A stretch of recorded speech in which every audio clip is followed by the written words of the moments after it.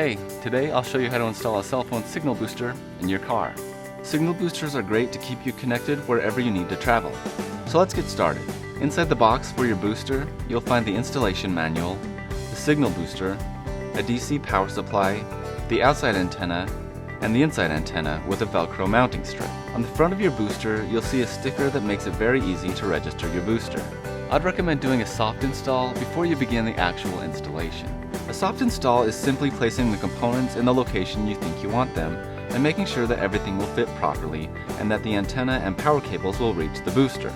Once you're satisfied with your mounting locations for the various components, you're ready to begin. Start by mounting the outside antenna. If you've got a hatchback car, check out this video for a helpful video on installing the outside antenna on a hatchback. The antenna mounts to your vehicle using a super strong rare earth magnet. Just pop it on the roof and it holds it securely in place. Place the antenna at least 6 inches away from any windows, including sunroofs, and at least a foot away from any other antennas on the vehicle. This is a very important step. Having the antenna too close to a window or sunroof may cause oscillation, resulting in smaller coverage area inside or possibly shutting down the booster as a safeguard. Placing the antenna too close to another antenna will also negatively affect the performance of your booster. Antennas or metal objects nearby will shield the booster antenna or create interference with it, resulting in reduced performance. Don't mount the antenna on the trunk of your vehicle. Doing so will allow the signal to pass through the rear window and may cause oscillation. Make sure that you mount the antenna on the roof of your car. With the antenna in place, run the cable to a nearby door. There's a weather seal running around the lip of your door. On most vehicles, this is removable. Simply pull this back an inch or two to create a space and run the cable through. It's totally fine to do this and simply snaps back into place when you're done. The cable is thin yet strong and designed to be shut in a door. Run the cable through the gap you've created and into the vehicle. Then press the weather seal firmly back into place. Now run the cable to where the booster will be installed. For a professional look, remove the paneling and hide the cable beneath it, or tuck the cable behind the lip of your weather seal. Next, install the inside antenna. You'll want this near where you will be using the phone. We recommend at least 18 inches and no more than 36 inches away from where your device will be used. A few common spots are on the seat, on the dash, or if you use a cradle to hold your phone while you drive, near that location.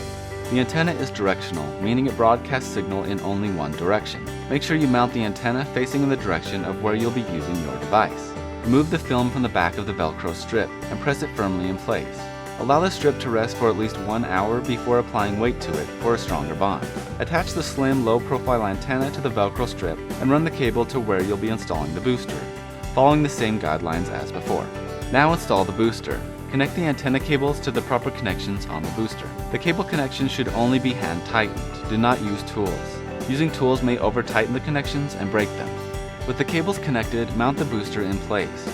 You can simply slide it under a seat or mount it securely in place. I'll use some zip ties to mount the booster under the seat. Wherever you decide to mount the booster, just make sure that it has adequate ventilation. Under the seat is fine. In the glove box with all of your other stuff is not. Connect the power supply to the booster and run the cable as before to a power port. Some power supplies feature an on-off switch. Switching this to the on position will illuminate a light, alerting you that you're powered up. If your power supply does not have a switch, simply plug the adapter into a power port and you're done. Make sure the power port you connect the booster to turns off when you shut off the car. Some power ports remain on even when your vehicle is off and can drain your battery. If you do connect your booster to one of these constant power ports, turn the switch on your adapter off or unplug it when you're leaving the vehicle. So that covers how to install a cell phone signal booster in your car. If you've got any questions about your installation, give us a call or check out our support center online. We'd be happy to help you out. Check out some of our other videos and please subscribe to our channel for new videos every week. Thanks for watching. We'll see you next time.